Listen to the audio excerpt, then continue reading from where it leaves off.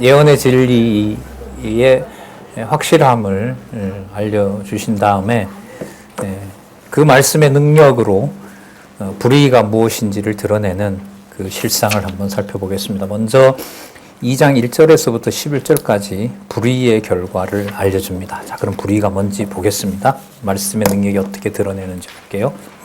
3절까지 거짓 선생들이 주를 부인하고, 그러니까 베드로가 만났고 확증했던 바로 주 예수 그리스도의 영광과 능력을 부정하는 거죠. 자, 거짓 선지자들이 일어났었나니 이와 같이 너희 중에도 거짓 선생들이 있으리라. 저희는 멸망케 할 이단을 가만히 끌어들여, 그러니까 사람들을, 성도들을 멸망케 할 다른 정보죠. 복음이 아닌 그 이단을 가만히 끌어들여 자기들을 사주신, 구속해 주신 주를 부인하고 임박한 멸망을 스스로 취하는 자들이라. 그러니까 멸망을 취하는 자들이기 때문에 그 행들이 바로 멸망의 증거가 되는 겁니다. 그럼 그 평가의 기준이 뭐냐면 거짓이어야 되는, 참에서 볼 때는 거짓인 거죠.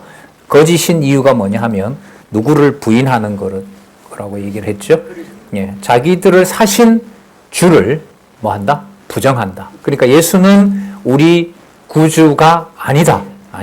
그리고 베드로가 전한 그 내용도 진리가 아니다. 이런 자들이 바로 임박한 멸망을 스스로 취하는 자들입니다. 자, 그리고 이들은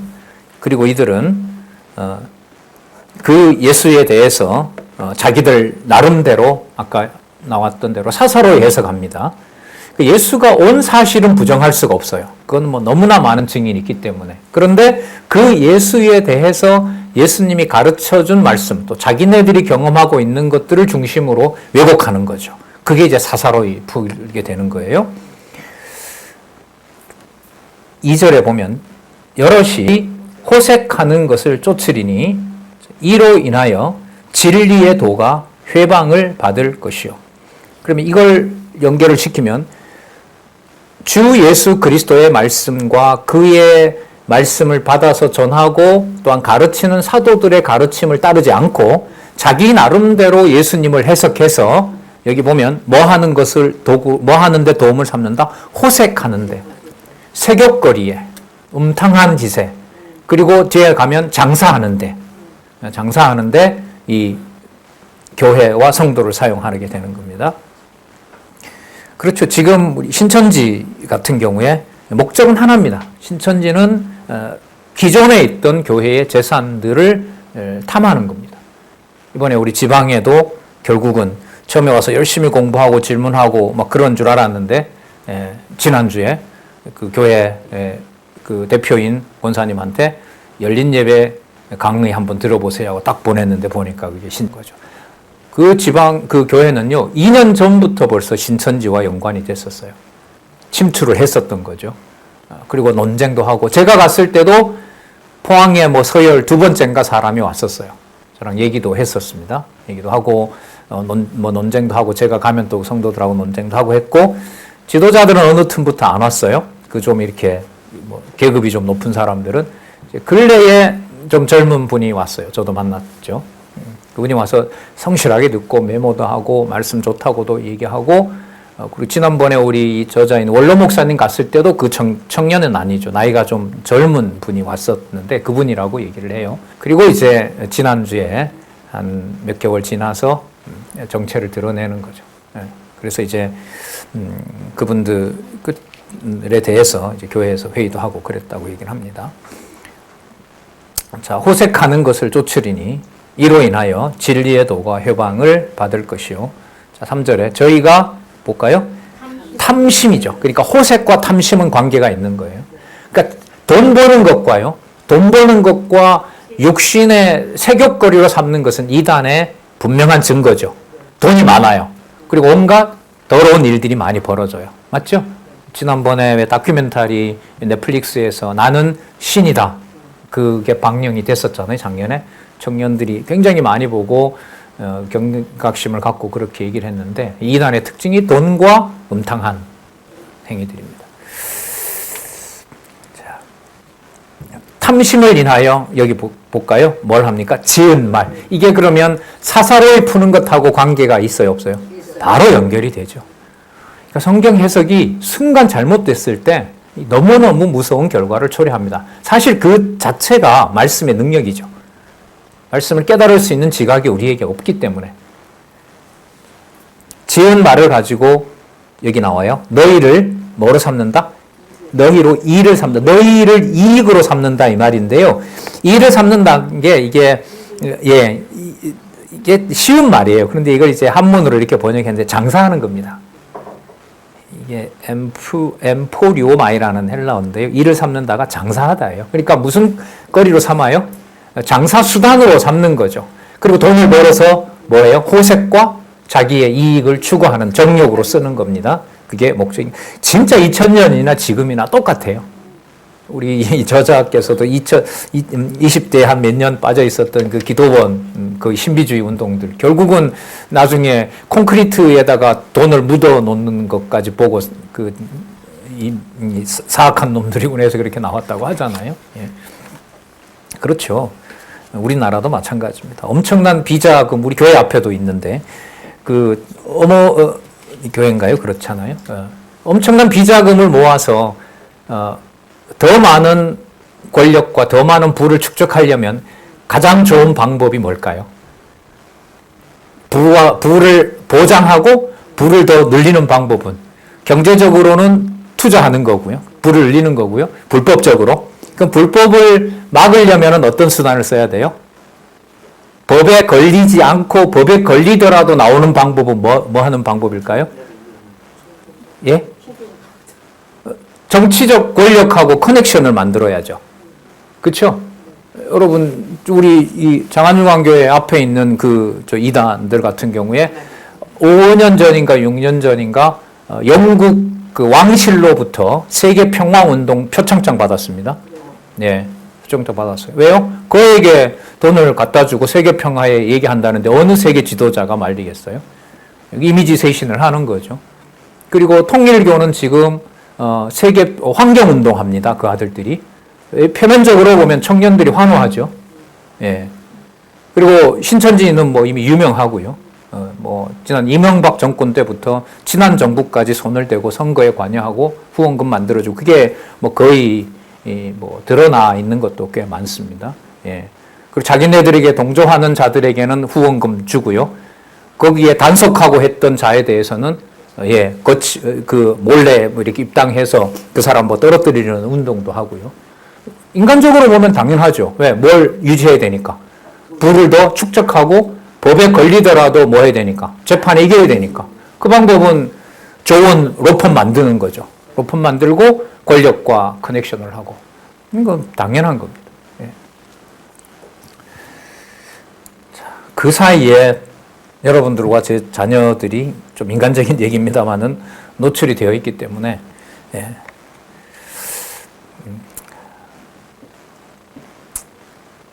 인간적으로 염려를 하게 되고 만나게 되면 단순하게 부모로서 거기에 속지 않기를 바라는 마음에서 성경을 꼭 좀 공부했으면 좋겠다. 그리고 종교는 어떤 조건으로 기독교에서 말하는 하나님이 뭘 베푼다는 것은 100% 거짓말이다. 주신 은혜를 설명하는 것이어야지.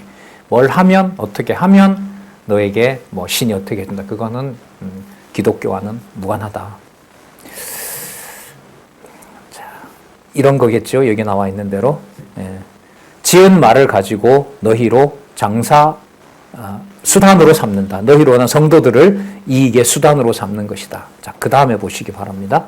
저희 심판은 옛적부터 지체하지 아니하며 저희 멸망은 잠자지 아니하느니라. 그러니까 심판과 멸망은 창세부터, 옛적부터니까요. 창세부터 이미 뭐 했다? 임했다라는 겁니다.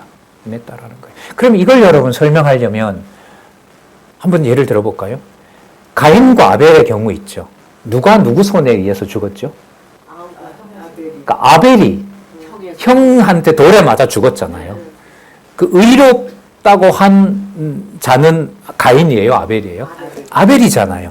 그럼 의인인 아벨이 가인에 의해서 죽었잖아요.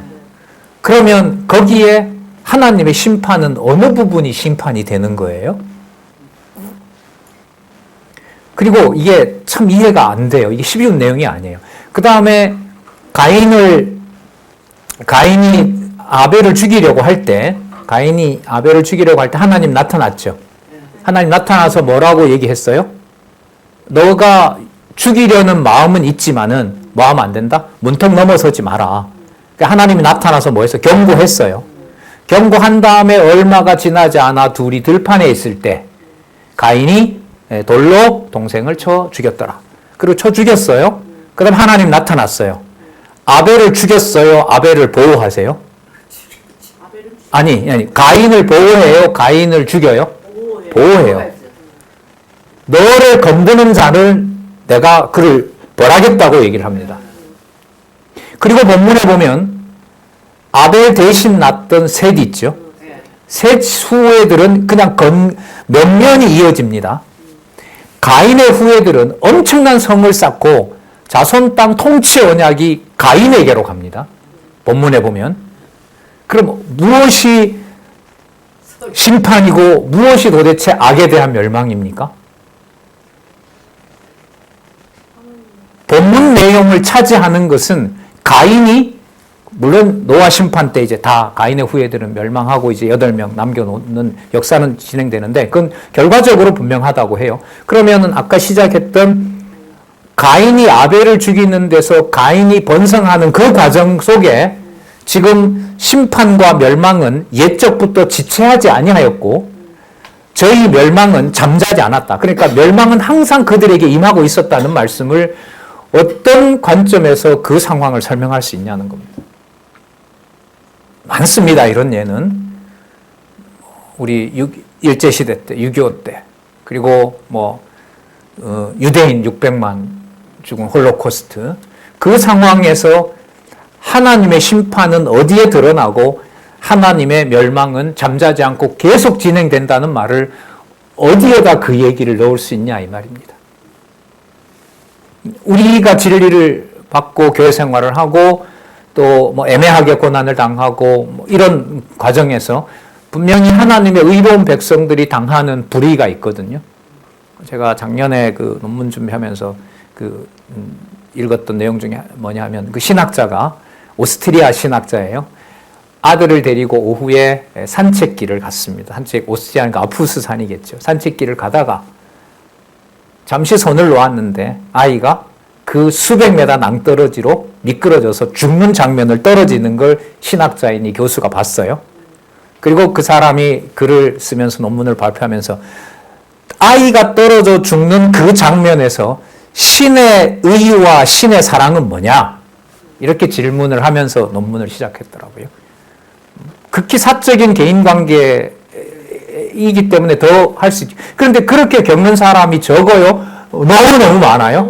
너무너무 많죠. 너무너무 많죠. 그거는 바깥에도 믿지 않는 사람이야 더더욱 기독교의 신이 그런 것까지 섭리했다고 하면 더 분노할 것이고요. 성경 본문에 들어와서도 지금 사도 베드로를 통해서 자신이 만났던 주 예수 그리스도는 살아계시고 심판과 멸망은 뭐 하지 않는다? 그때부터 계속 진행되고 있다. 하나님 말씀. 이 해석을 어떻게 해가냐 말입니다. 예. 그거는 기다리다 보면 좋은 날이 올 거야. 이건 기독교에서 말하는 건 아니에요. 이방 종교에서 보상 심리로 종교를 설명할 때 하는 거죠. 자, 그럼 여기에서 우리가 생각하고 우리가 판단하고 납득되는 멸망과 심판으로는 접근할 수가 있다 없다? 없어요. 그러면 베드로가 전하는 이 글을 베드로 자신의 해석으로 보면 이 글을 받아들일 필요가 있어요 없어요? 없어요. 그럼 당장 베드로에게 네 한번 내처럼 돼봐라. 그러면 베드로한테 이런 반문도 생겨요. 당신 예수님을 모른다고 3번 부인할 때 당신은 그때 악의 지배를 받고 있었다. 예수님의 약속이긴 하지만 그럼 악의 지배를 받고 있어서 예수님을 3번이라고 부인하고 마태복음에 보면 욕까지 합니다. 베드로가 저주를 해요. 예수님을. 저주했다는 말은 저렇게 붙잡혀서 유대인들에게 경멸을 받고 빌라도에게 저렇게 고난을 받는 게 예수가 한 일로 보면 뭐하다? 마땅하다라고 욕을 한 거예요. 베드로가. 그럼 그때 하나님의 멸망과 심판은 어디에 있었느냐? 오히려 베드로에게 반문을 하고 싶죠. 그래서 이 기독교에서 말하는 이른바 축복이라는 것하고 또한 심판이라고 하는 것이 근본적으로 우리의 이해력으로 접근하기가 불가능합니다. 이 말씀을 3장까지잖아요. 이걸 따라가면서 이 기록한 말씀을 살아계신 하나님의 증거로 연결시켜주지 않으면 이거는 납득하기가 어려워요. 그리고 가지고 계신 교재는 어쨌든 페이지가 끊어집니까? 연결됩니까? 연결된다는 거죠. 그럼 연결된다는 말은 주 예수 그리스도의 심판과 멸망은 하나님 나라의 완성과 투쟁을 위해서 분명히 그 과정이 연결이 된다는 거잖아요. 그럼 어떻게 연결되느냐? 이 질문이 생기는 거예요. 저희 심판은 옛적부터 지체하지 아니하며 저희 멸망은 잠자지 아니하느니라. 그냥 진리 명제예요. 그렇다라는 거예요. 그렇다라는 거. 예. 가인의 손에 아벨이 죽는 그 사건에서 하나님의 심판과 멸망은 언약 자손이냐 아니냐라는 그 단순한 사실 하나밖에 없습니다. 그리고 언약 자손을 보호하는 방식은 누구 방식이다? 하나님의 주권의. 아벨이 죽었는데 무슨 언약 자손이 필요하겠어요?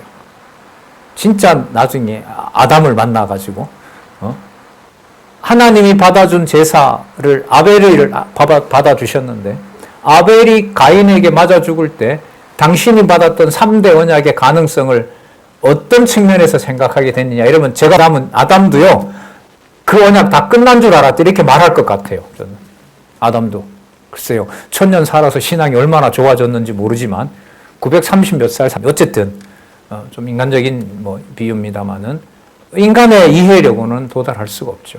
그래서 딱 주목을 했을 때 하나님의 주권과 언약대로 이루시는 여호와라는 이름을 남겨놓게 하시는 하나님의 그 신실하심은 사람들이 아담 다음에 아벨 다음에 누구를 주죠? 셋을 주죠. 셋 다음에 누구를 주죠? 예? 에노스를 주죠. 맞죠? 예, 에노스를 주죠. 그때야 비로소 누구의 이름을 불렀더라? 그럼 그전에는 누구 이름 안 부른 거예요? 여호와 이름 못 부른 거죠. 그러니까 누구도 여호와 이름을 못 부른 거예요. 언약 자손도 셋을 하나님이 뭐라고 해요? 셋은 죽은 아벨 대신 내가 준 거야 라고 알려준 거 아니에요.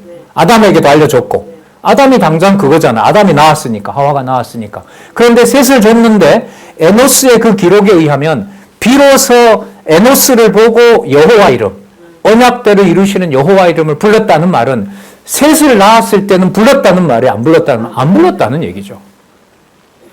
안 불렀을까요? 못 부르게 했을까요? 못 부르게 하면 여호와는 없는 건가요? 아니죠. 그게 여러분 주권성과 신실성이 함께 하는 겁니다. 그럼 멸망과 심판은 택한 하나님의 백성에게도 절망으로 다가옵니다. 누구의 언약이 사라진 것처럼 다가와요? 여호와의 언약이 사라진 것처럼 와요. 여러분 여호와의 언약이 아무런 쓸모가 없고 내 정욕에 묻히는 순간이 많습니까? 적습니까? 엄청 많습니다. 저는 진짜. 단순한 가족관계도 해석을 못할 때는 죄송합니다. 미치겠어요. 이렇게 수천 시간을 배웠으면 이 사건 하나는 좀 해석하도록 하면 안 된가? 안 되나? 이게 너무너무 화가 나는 거예요. 그리고 더 사악해지면 그렇게 공부를 했는데도 내가 왜 이런 생각밖에 못했지라고 해서 내가 공부한 것이 나를 뭐 해줘야 돼? 받쳐줘야 된다는 욕심까지 끌어올라요. 우리 권사님들이 계시지만 속에서 뭔 상관 있지 나랑? 말은 안 해서 그렇죠. 온몸을 다 집어삼켜버립니다. 거기서 딱 끊어버리면 끝나는 거죠. 아니겠어요? 그 화요 강좌 40년 역사가 하루 종일 말씀 듣고 그 속에서 갈등하고 여러분 성경 신학은 좀 약간 새끼로 새는데 뭐 본론에서는 서지는 않습니다. 성경 신학의 서론이 성경 개론이잖아요. 성경 개론 3페이지가 뭘로 시작하죠? 무슨 눈으로 시작해요? 그 죄인의 눈을 말씀을 들으면 들을수록 뭐 하는 거죠? 드러내는 거죠. 그 본문이 바로 뭐죠? 멸망과 심판을 나를 통해서 드러내는 거예요. 뭐가 드러나니까? 사악한 죄성이 드러나니까. 그 드러난 죄성을 언약 자손이기 때문에 아벨을 죽여서라도 언약을 보존하는 거고요. 가인은 보호하는 것 같지만 가인에게는 여호와의 역자도 가인이 번성해도 줘요, 안 줘요? 안 줘요. 그게 뭐와 뭐에 얘기하고 할 수 있다? 심판과 멸망이라고 얘기할 수 있는 거예요. 전 이거 진짜 많이 봤어요. 울기도 했고. 시골에는 진학할 환경이 진학을 중학교도 할 수가 없어서요. 중학교가 의무교육되면서 중학교를 졸업하고 저희 교회 학교 시골에 선배들이 공장으로 갑니다. 남자, 여자 선배들이 공장을 가요. 얼마나 어렵겠어요. 아침 새벽 막 5시, 6시에 일어나서 종일 그 열악한 환경에서 하고, 이제 마지막 위안은 주일날 이제 동네에 있는 교회에 가는 거예요. 근데 도시교회 와보니까 이게 막 너무너무 안 좋은 거예요. 목사님부터 시작해서 사람들까지. 거기서 또 이용도 당하고. 그래서 제가 그때 제 아버지가 제 아버님이 그 교회 집사님이셨는데 교회 학교 교사였었어요.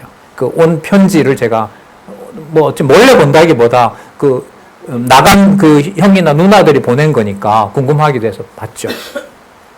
집사님, 저 절에 가고 싶어요. 절에 들어가고 싶어요. 이러는 게 왔어요. 그리고 상당수가 떠납니다. 자, 그러면 여러분, 그래서 교회를 떠나게 된단 말이죠. 뭐 그런 경우는 그 사람들 뿐이겠어요. 너무 많죠. 지금 가나안 성도 300만입니다. 300만 중에 영상으로 말씀을 듣고 가정교회를 꾸리는 사람이 확률적으로 보면 적죠. 같이 교회 생활하던 걸 떠나서 말씀에 웬만한 바탕이 안 되면 가정에서 가정교회를 유지한다는 것은 불가능합니다. 사실 어려운 상황이잖아요. 네. 그럼 그 상황이 하나님께서 옛적부터 준비해 놓은 심판과 멸망을 드러내는 계시 사건이다. 그리고 그게 여호와의 방법대로 성취하시는 주권성과, 자, 베드로 전서에서도 약속하고 후서 시작할 때도 약속하고, 삼위 하나님, 성부, 성자, 성령 하나님이 창세전에 선택한 백성은 거룩한 생활에서 버린다, 안 버린다? 안 버린다. 그거 하나밖에 없어요. 하나밖에 없어요. 그리고 말씀이 전해지는 바로 그 자리에서 들을 자는 듣게 해서 거룩성을 보호하고요. 그렇지 않는 자는 그 말씀이 전해지면서 오히려 더 버리는 경우도 있고, 교회 상황은 더 악화될 수도 있고. 자, 봐라. 사적으로 보내온 베드로의 이 편지가 주문날이 되니까 또 자기가 관여하려고 그러고 자기 편을 만들려고 그런다. 저렇게 따라가봤자 고생밖에 안 한다. 그러니까 모여있는 김에 다른 데서도 자유를 못 누리는데 우리는 그리스도가 준 자유가 얼마나 우리에게 좋은 거냐. 모든 걸 다 해도 상관없다. 그래, 이게 바로 여러분 신플라톤 사상입니다. 당시에 지배했던 사상이죠. 신플라톤주의는 영혼만 깨끗한 거기 때문에 몸은 무슨 짓을 해도 상관없다는 거예요. 그러면 그거는 적그리스도적인 태도죠. 왜? 몸을 가지고 이 땅에 오신 그리스도가 자기 마음대로 했어요. 성령에 충만한 상태로 아버지 뜻을 추구했어요. 후자잖아요. 그리고 가르쳤잖아요, 제자들에게. 그 가르친 제자들이 써서 글을 보냈잖아요. 근데 그 글을 베드로가 쓴 편지라고 몰아버리면 그 말씀을 읽을 필요가 없죠. 이 상황이 베드로 후서 상황이라고 보시면 돼요. 거기에 지금 우리는 눈으로 보듯이 9420페이지, 1페이지서부터 지금까지 어떤 경우에 어떤 말씀도 사적으로 연결해서 읽어서는 안 됩니다라는 요구를 하고 있는 거예요. 9420, 9421페이지가.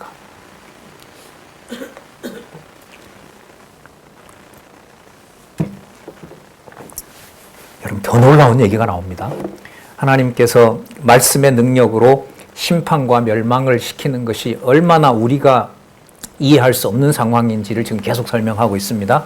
2장 4절에서부터 8절, 경건치 아니할 자들의 본을 삼으려고 물과 불로 뭐한다? 심판하신다.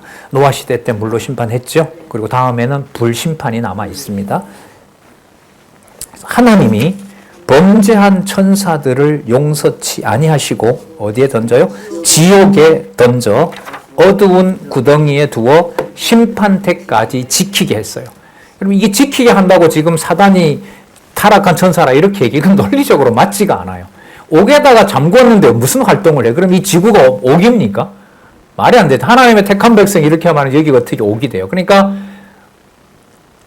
자, 하나님의 멸망과 심판은요, 지상의 에덴 동산에서 시작한 게 아니라 이미 어디에서 일어나 버렸어요? 여기 천사들이 있는 천상계에서 지어놓은 선한 천사들이 뭘 하도록 해버려요? 타락시켜버렸어요.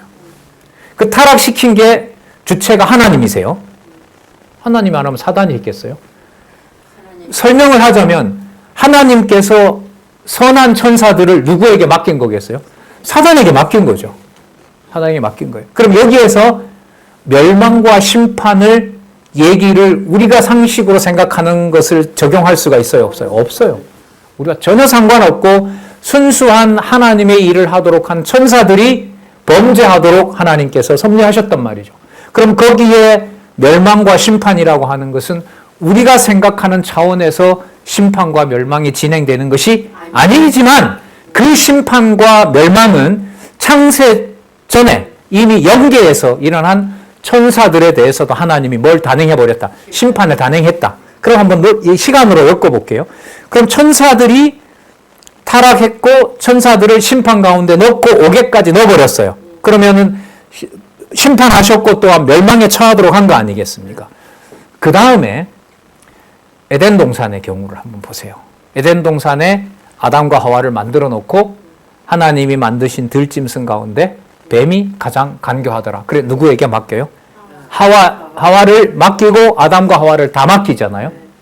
그러면 아까 천사들을 어디에다가 맡긴 것처럼 악의 권세에다가 맡긴 것처럼 아담과 하와도 악의 세력에게 들짐승에게 옛뱀에게 맡긴 거 아니겠어요? 그럼 그 상황을 조금 전에 읽었던 2장 3절의 말씀으로 옛적부터 하나님은 뭐와 뭐를 단행하고 계신다? 심판과 멸망을 단행하고 계신다는 것과 연관이 되는 거예요. 그럼 이러한 하나님의 심판과 멸망을 당장 내 눈에 악이 드러났을 때 심판 안 한다고 해서 심판하지 않는다라고 말을 할 수가 있을까요? 없어요. 그래서 역으로 하나님의 말씀이 들어갔을 때 악이 더 극성을 부여서 어느 정도까지? 천사들까지 타락시킬 정도로 악이 득세하고 에덴 동산을 다 사단에게 맡겨줄 정도까지 타락하고 수신자가 가장 많은 베드로 전서에 수신자들이 가장 많아요. 가장 범위가 넓어요.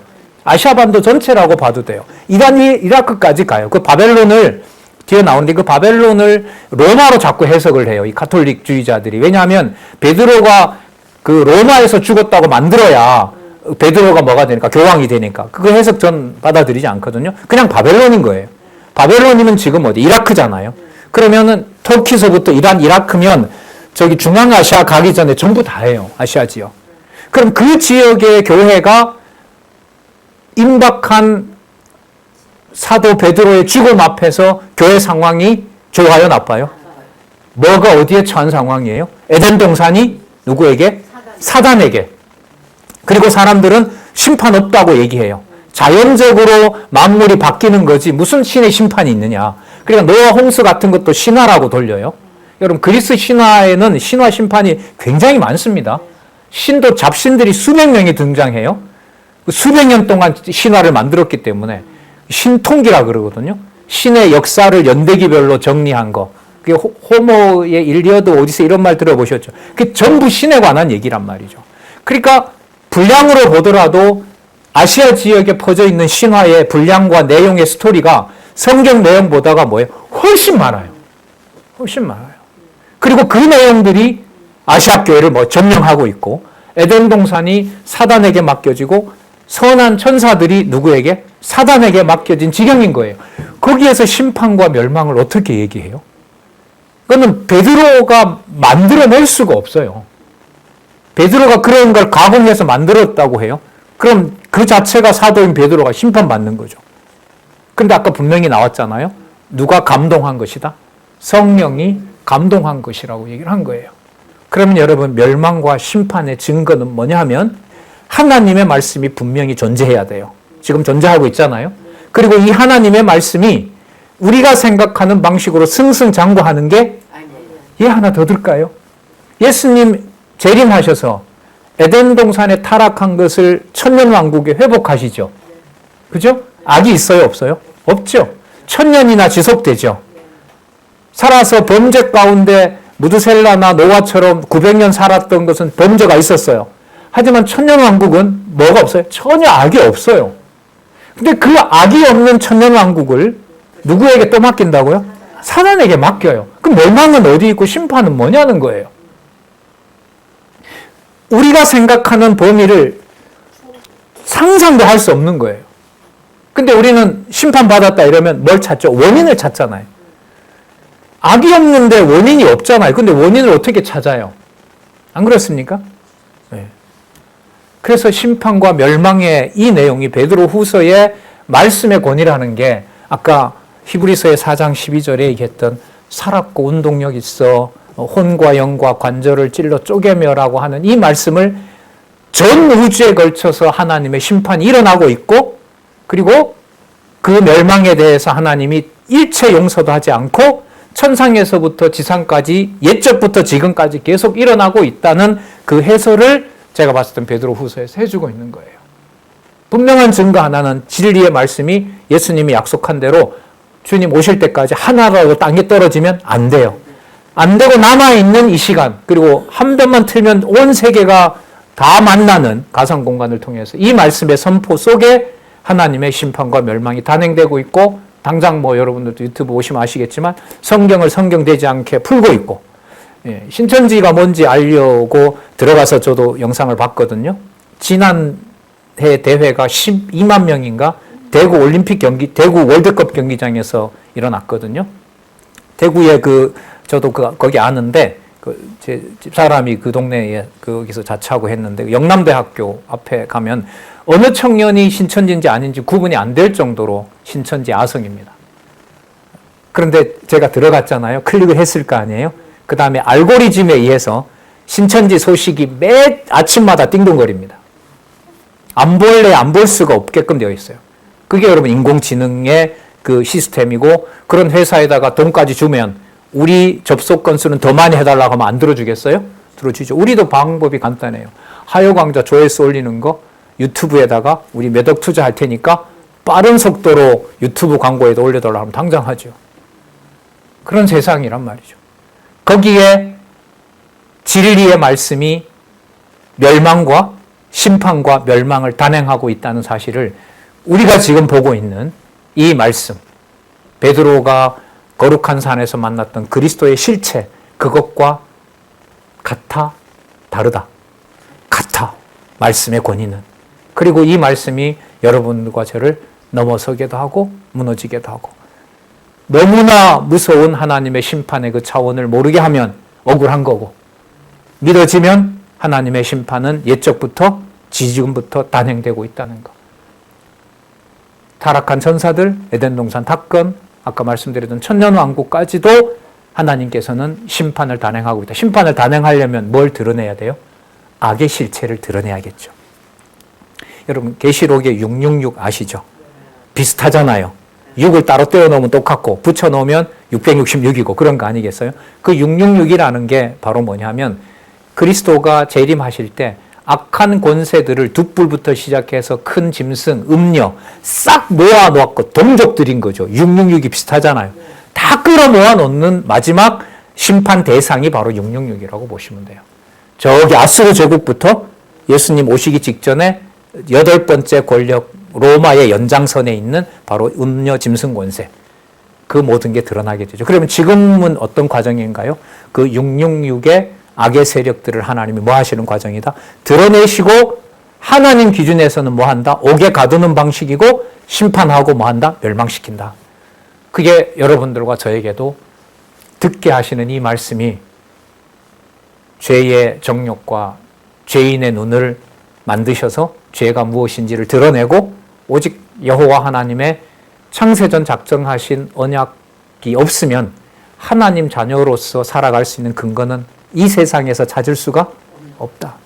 그걸 깨닫게 하시면서 내 속에 있는 이 정욕들을 심판하시는 과정, 그게 이렇게 위대하게 옛적부터 준비된 하나님의 멸망과 심판이라고 알려주고 있는 겁니다.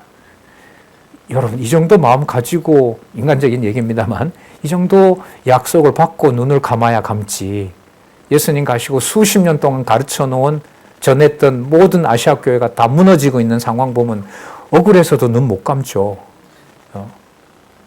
인간적인 얘기입니다. 다르게 말하면 이 상황에서 베드로 보고 내 교회니까 걱정하지 말고 내 품으로 와라.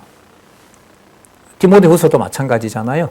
디모데후서는 어떻게 보면 권면하는 거죠. 내가 이제 가니까 모든 성경은 하나님의 감동으로 기록된 거니까 의로 교육하기에 모든 성경은 하나님의 말씀으로 감동으로 기록된 것이니 의로 교육하기에 앞에 뭐가 있죠? 교훈과 책망과 의로 교육하기에 충분하니 쓸데없는 변론하면서 시간 낭비하지 말고 무엇을 배웠든지 그 받은 바를 그대로 전하는 일에 전념하라. 이게 디모데후서거든요. 여러분 이거 하고요. 지금 베드로서에서 사사로이 풀지 말고 그 말씀을 인간적인 정보로 보지 말고 그 말씀의 권위가 얼마나 큰지 천사들부터 시작해서 옛적부터 지금까지 하나님의 심판은 항상 임하고 있다는 권면하고 어떤 게 스케일이 더 커요?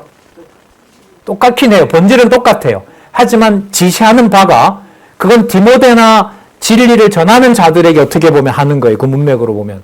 그래서 지금 베드로를 통해서 성경의 권위는 어디에 다 미쳐요? 창세 전부터 영적 세계부터 창조 때부터 마지막 날까지 하나님의 뭐는 항상 임하고 있다?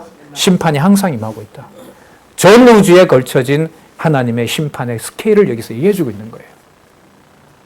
이 말씀을 받아들이지 못한다면 이 말씀이 베드로에게 진짜 생명의 말씀으로 납득이 안 된다면 억울해서라도 못 감죠. 왜요? 그 그리스도의 몸된 교회가 그렇게 무너져 가고 있는데 고향인 예루살렘에는 로마 군대가 점점 들어와서 점령할 날이 다가오고 있는데 자, 여러분 그래서 2장 9절입니다. 제가 그래서라고 했어요. 왜냐하면 여기에 아까 심판은 언제부터 시작이 됐다? 옛적부터 천사로 넣어버리면 창세 전부터 시간 세계를 떠나는 거니까요. 떠난 차원에서 하나님의 심판은 주어졌다. 따라서 이것은 언약한 대로 반드시 여호와는 통치권을 그리스도에게 맡겨서 심판을 단행하고 계신다. 살아 계신다. 그러므로 그래서 2장 9절에 주가 아니라 이게 여호와입니다. 너무너무 중요해요. 이 번역 200 몇 가지 꼭 여러분 체크하시기 바랍니다. 그 자리 그렇게 나오는 여호와 개념은 너무나 중요한 의미를 가지고 있다. 그럼 주께서가 아니고 여호와께서 경건한 자는 아까는 여러분 다 안 읽었죠. 여러분 죄송합니다. 다 안 읽었어요. 2장 5절. 자, 지옥에 던져 어두운 구덩이에 두어 심판 때까지 지키게 하셨으며 이제 설명했으니까 정리가 될 겁니다. 옛 세상을 용서치 아니하시고 오직 의를 전파하는 노아와 그 7 식구를 보존하시고 경건치 아니한 자들의 세상에 홍수를 내리셨고 아까 천사부터 다. 자 16절 창세기 소돔과 고모라 성을 멸망하기로 정하여 죄가 되게 하사 후세에 경건치 아니한 자들에게 뭘 삼으셨다? 본을 삼으셨으며 7절 무법한 자의 음란한 행실에 인하여 고통받는 의로운 놋을 견디셨으니 이 의인이 저희 중에 거하여 날마다 저 불법한 행실을 보고 들음으로 그 의로운 심령을 상하니라. 구원해 주는 시간과 상황과 날짜는 누구 기준으로 맞춰 놓았을까요? 여호와 하나님의 기준으로 맞춰 놓은 거죠. 물로 심판하는 과정. 그 모든 것들이 하나님의 심판과 멸망이 임한 것이다 라는 겁니다. 자. 그러니까 악이 번성하는 과정이 이 말씀으로 보면 무엇이 임박해 오는 날짜가 되는 거죠. 심판과 멸망의 날짜가 확증되는 날입니다. 그리스도가 오시기 전에 믿는 자를 볼 것이냐라고 하는 정도로 타락하고 천년왕국까지 맡겼으니까 천년왕국까지 사단에게 맡겼으니까 이 지구 우상의 피조물에서는 하나님을 경배하는 교회는 있다는 거예요? 없다는 거예요? 하나도 없다는 거죠. 그걸 많은 해석가들은 AI에다 맞춥니다. AI가 여러분 우리 건강 관리하잖아요, 지금. 여러분 건강 정보를 의사가 관리 안 합니다, 이제는. 많은 데이터들은 AI가 관리를 하고 거기에서 좀 더 많은 정보를 주면 오늘 아침 처방까지도 AI가 다 할 수 있습니다. 이런저런 뭐 관련 법이 있지만은 뭐 지난 연말에 아니죠, 지난이 아니죠. 한 5년 전에 늙은 이 홀로 사는 사람들을 위해서 일본 소니사가 250만 원짜리 그 로봇을 만들었거든요. 펫, 강아지를 만들었어요. 출시된 말에 하루가 몇 시간 만에 다 끝이 났습니다. 뭘 알려주니까요? 오늘 건강 상태, 오늘 약 먹어야 될 시간, 오늘 어느 병원에 가야 되는 거, 택시 부르는 거, 전부 그 강아지가 다 얘기를 해주기 때문에. 이게 벌써 5, 6년 전 더 된 것 같아요. 네. 자, 그걸 얘기하기도 합니다. 과학기술 문명이라는 것이 바벨탑을 쌓는 정도의, 우리 여기 장로님 전공이시지만, 바벨탑을 하늘에 구름이 찌를 때까지 쌓는 그 기술이 과학기술이잖아요. 그 과학기술이 뭘 대체해요? 창조주의 창조 능력을 대체하는 세상에 우리가 살고 있는 겁니다. 예. 자, 의로운 롯을 건지셨으니 이 의인이 저희 중에 거하여 날마다 저 불법한 행실을 보고 들음으로 그 의로운 심령을 상하니라. 롯은 언약 자손이 아니잖아요. 이렇게 할 수 있는데 그 창세기를 읽어보시면 아브라함이 소돔과 고모라 망할 때 하나님 50명 있으면 어떻게 할 겁니까? 하죠. 40명 있으면 어떻게 할 겁니까? 몇 명까지 내려오죠? 10명까지 내려오죠. 10명 있으면 어떻게 할 겁니까? 그래 찾아봐라. 그럼 10명도 없다는 거죠. 근데 그 아브라함의 기도는 그 문맥으로 보면 누구를 염두에 두고 하는 거죠? 롯의 식구들이잖아요. 롯만은 아니었어요, 사실. 롯의 아내, 그럼 두 딸, 그 다음에 시집 갔잖아요. 그 사위들. 근데 사위들은 가보려고 딸하고 이제 어머니는 그렇게 되고 그래서 이제 롯과 거기에서 이제 모압과 암몬이 태어나는데 그러면 그 근거는 여러분 뭐냐 하면은요. 아브라함이 12장에 보면 뭐의 근원이 된다 그랬어요. 그렇죠. 복의 근원이 되는 거예요. 그러니까 아브라함이 롯을 위해서 기도한 것은 아브라함으로 보면 자기가 누구에게 받은 복을 확인하는 거죠. 그렇죠. 여호와 하나님께 받았던 복을 확인하는 거예요. 그리고 그 복으로 인하여서 복의 근원이 된다고 했고 복의 근원이 누구에게? 롯에게 드러난 거라고 보시면 돼요. 그런 의미에서 의로운 자, 이것은 바로 언약대로 이루시는 여호와의 자손 언약과 연관된 것이다. 아브라함에게 준 그것과 연관해서 설명을 하면 될 것 같습니다. 자, 그러므로 2장 9절에 주께서, 이게 여호와께서라 그랬죠? 여호와께서 경건한 자는 시련에서 건지시고 불의한 자는 형벌 아래 두어 심판날까지 지키신다. 그럼 아까 악의 세력들을 심판하고 멸망하는 것처럼 의의 백성들도 하나님의 택한 백성들도 끝날까지 어떻게 하신다? 항상 보호하시는 것이다. 눈으로 볼 때는 뭐가 더 득세해요? 8명 노아 식구보다가 온 세상이 더 강해 보이고요. 소돔과 고모라의 수많은 사람들보다가 그 사람들이 롯의 가족보다 더 강해 보이고요. 예. 그래서 악이 득세하는 것처럼 보이지만 거기에 하나님의 심판은 항상 임하고 있는 것이다. 자, 10절. 육체를 따라 더러운 정욕 가운데 행하며 주관하시는 일을 멸시하는 자들에게. 여러분, 주관하시는 일은 조금 전에 9절에 시작했던 누구예요? 예, 그렇죠. 여기 주관하시는 일을, 그래서 이 여호와 개념을 번역에 반영했던 고 허성관 목사님 이 베드로 전서 번역에 보니까요. 주관하시는 일을 아까 9절에 있는 이 여호와를 넣어서 주관이 주권이거든요. 그래서 이 주관하시는 일을 여호와의 주권을 멸시하며 이렇게 번역했더라고요. 그러니까 아까 9절에 있는 여호와 개념을 가지고 와서 그렇게 번역도 했어요. 물론 여호와와 관계 있습니다. 그러니까 여호와라는 의미는 아시는 것처럼 언약대로 이루시는 거죠. 무엇을? 심판을.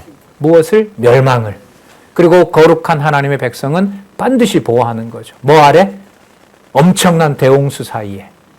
에덴 동산을 사단에게 맡기고 세 가지 언약이 파기됩니까? 유지됩니까? 유지되죠. 유지되고 누구 방법으로 이루시겠다는 선언이에요? 누구의 능력으로 이루시겠다는 선언이에요? 내 능력으로. 너 능력으로. 너 애기 낳는데 너 마음대로 안 된다. 고통 따른다.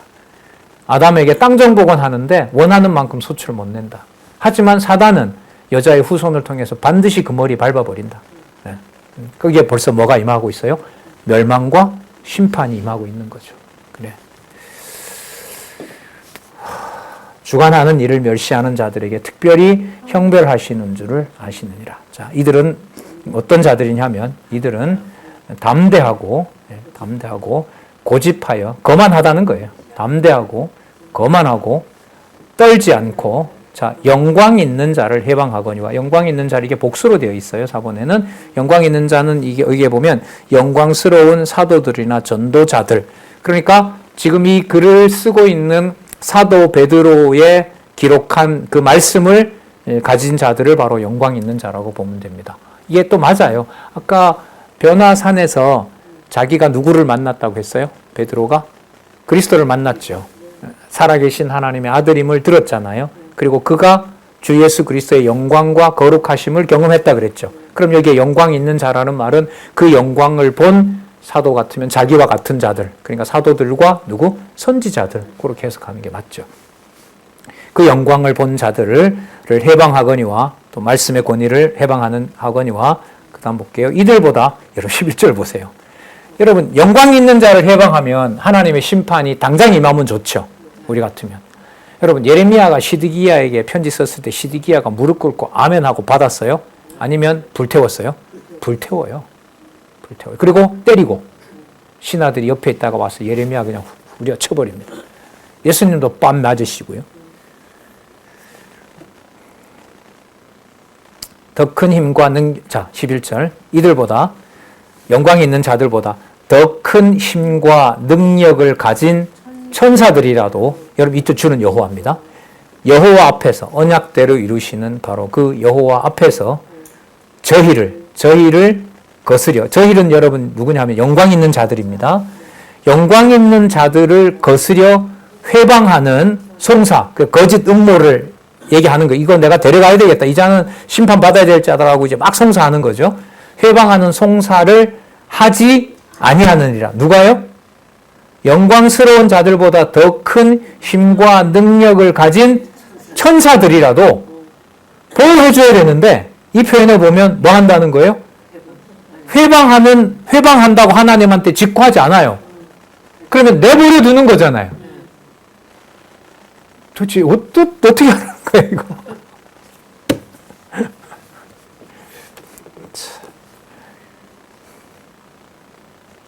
왜 송사하지 않을까요?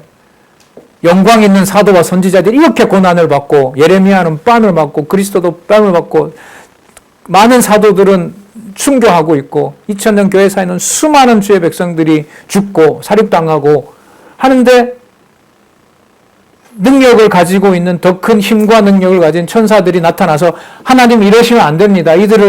처벌하시고 이들을 살려주셔야지요 라고 해야 되는데 저희를이라는 말은 이제 그 하나님의 영광 있는 자들을 거스려서 회방하는 송사를 하지 않는 거예요. 하지 말라고 좀 막아야 되는데. 여기 한번 설명 읽어볼까요? 9425페이지. 두 번째 단락 밑에서부터 다섯 번째 줄. 다시 말하면 당시에 불의한 자들보다 더 큰 힘과 역량을 가지고 있는 천사들도 주님 앞에서 여호와 앞에서 영광스러운 사도들이나 전도자들을 대항하여 비방하는 말로 뭐 하지 않는다? 송사하지 않는다는 말이에요. 송사하지 않는다는 말이에요. 그러니까 더 큰 힘과 능력을 가지고 있고 이들이 이 영광스러운 자들을 보호하고 해야 되는데 악한 자들에 대해서는 뭐 하는 거죠? 그들에 대해서 심판해 달라라든지 이런 요구를 하지 않는다는 거예요. 그런 의미도 들어가 있거든요. 예. 왜 그럴까요? 어떤 모형요?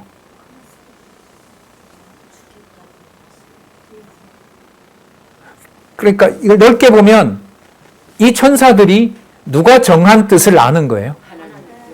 여호와. 그러니까 언약대로 이루시는 여호와를 아는 거예요. 아까 에덴 천사들부터 시작해서 아까 누구까지 나왔죠? 의로운 롯까지. 의로운 롯까지 설명 속에서 하나님은 살아계셔서 악을 뭐 합니까? 심판하고 계시죠. 누구 방법대로? 하나님의 방법대로 하고 계시는 거죠. 그러면 이 악한 세력에 대해서 적극적으로 보호하면서 악에 대해서 심판을 하라고 하지 않는 이유가 언약대로 이루시는 여호와께서 당신이 정한 뜻과 방법대로 누구를 관리할 것을 확신하는 거죠. 악한 세력들을 관리하신다는 사실을 확신하는 거예요. 그러니까 누구의 기준으로 심판과 멸망에 대해서 믿게 되는 거죠. 여호와께서. 그 시간과 때와 방법은 누가 주관하시니까? 여호와께서.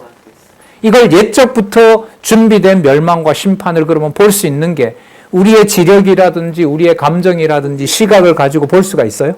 없어요. 이걸 죽어가는 임박해오는 사도 베드로에게 하나님의 심판은 옛적부터 창세전부터 영적인 천사들에게도 타락한 그 경우를 통해서 하나님의 심판은 항상 뭐하고 있었다? 임하고 있었다는 사실을 확인해 주고 있는 거예요. 그러니까 적극적으로 보호를 못 하지 않는 거예요. 베드로 경우처럼 모든 교회들이 다 악의 소굴로 들어가고 있는 상황인데도 그 상황에서 살아 계신 하나님의 능력은 바로 짧은 베드로 사도가 보낸 이 편지 속에 이 편지가 사적인 글이나 정보가 아니라 살았고 운동력 있는 하나님의 말씀이 되도록 하시는 것이 베드로 전후서에서 특히 후서에서 진리의 말씀으로 불의한 생활을 경계하게 하는 내용입니다. 그래서 제가 아까 시작할 때 말씀이 무섭다. 말씀의 권위는 진짜 신적인 권위다. 이런 말씀으로 시작을 한 겁니다.